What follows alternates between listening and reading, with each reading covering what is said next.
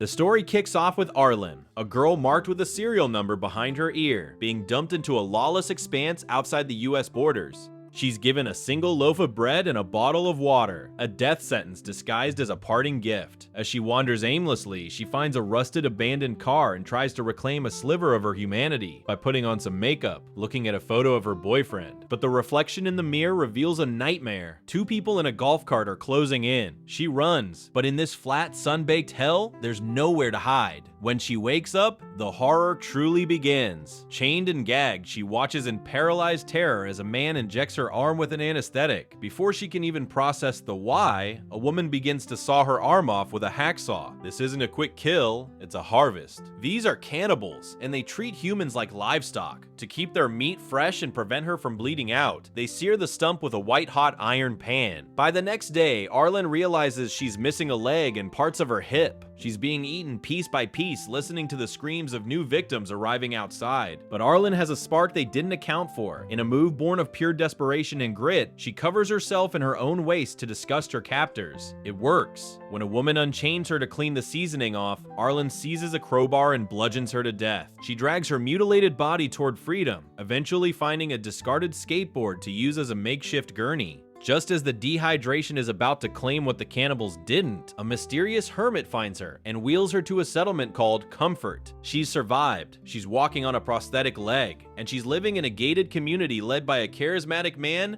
known only as the Dream.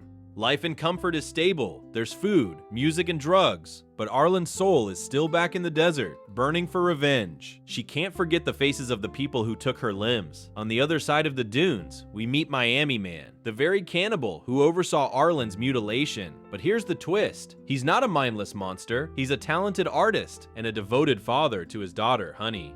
While he ruthlessly carves up a victim for dinner, he spends his spare time sketching his daughter's face with incredible tenderness. It's a jarring contrast. A man who loves his child but sees everyone else as ingredients. One day, Arlen ventures back out into the wasteland, armed and looking for blood. Fate, or maybe just the cruelty of the desert, leads her straight to Maria, the woman who sawed off her arm, and little Honey. Maria tries to justify her actions, claiming they were just doing what they had to for survival. She says they're the same, just people trying to stay alive. But Arlen isn't buying the survival of the fittest excuse. She pulls the trigger, executing Maria right in front of her daughter. Now, Arlen is left with a choice: leave the girl to die or take her back to Comfort. She chooses the latter, a decision that will bridge two worlds that were never meant to meet. In Comfort, Honey is a ghost, silent and scared, clinging to a pet bunny. Meanwhile, Miami Man discovers his wife's body and realizes his daughter is gone. He manages to track the hermit, who trades information for a portrait. The hermit reveals that Honey is in Comfort, but Comfort isn't the paradise it seems. The Dream, the community's leader, is a drug lord who keeps a harem of pregnant women to manufacture his merchandise. During a massive drug-fueled rave, Arlen gets high and loses track of Honey. The little girl wanders off and is adopted by the Dream, who entices her with luxury and spaghetti. Arlen, desperate to find the girl, wanders back into the desert in a drug-induced haze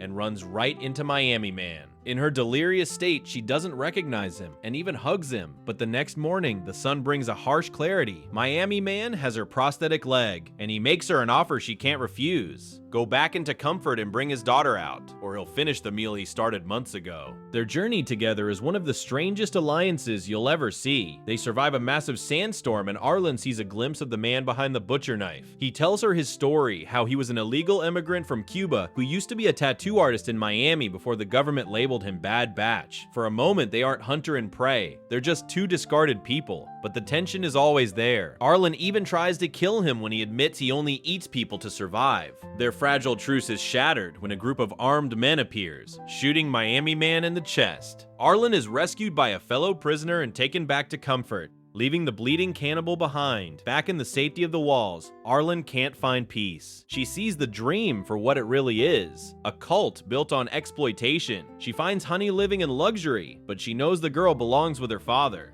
In a daring move, Arlen hides a gun in her prosthetic leg, infiltrates the Dream's inner sanctum, and takes one of his pregnant wives hostage at gunpoint. She demands Honey back, and despite the dream's disappointment, he lets them go. Arlen drives Honey back into the vast nothingness of the desert, where they find Miami Man, somehow still alive after being patched up by the hermit. The reunion is bittersweet. Arlen has a chance to go back to the relative safety of comfort, but she realizes there is no real safety there, only a different kind of consumption. She asks to stay with them, to be part of their broken makeshift family. The movie ends on a haunting, somber note. Honey is hungry and misses the spaghetti from comfort. Miami Man has nothing to give her, so he takes her pet bunny, the one thing she loved, and kills it to feed her. As the three of them sit around the fire, eating the rabbit, Arlen and Miami Man look at each other, knowing they've survived, but at a cost that can never be repaid. They are the bad batch, the unwanted, the discarded, and in this world, survival always tastes like loss.